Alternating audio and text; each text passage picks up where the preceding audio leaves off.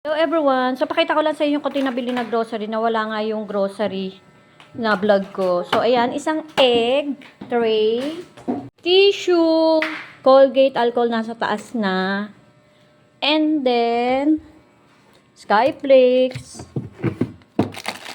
vermicelli, and 1 coco mata. Ayan. So, ayan naman ang ating binili lang kahapon.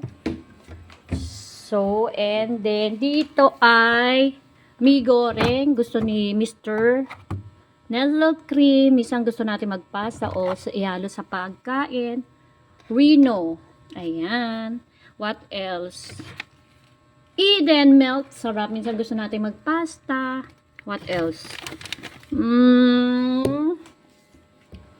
Yun lang. And, yes.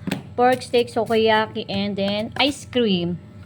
So, ayan. Sorry naman sa ayos ng aking rep, o diba? Punong-puno. Punong-puno. Hindi yan puno-puno. I mean, mali lang ang aking segregation. And then, yung mga taba-taba na mga pork chop na mga tinatabi ko, isinasama namin sa gulay. So, ayan. Pag gulay, yan yung mga naan dyan. Mga tapyas yan. Ayan. And then, this one.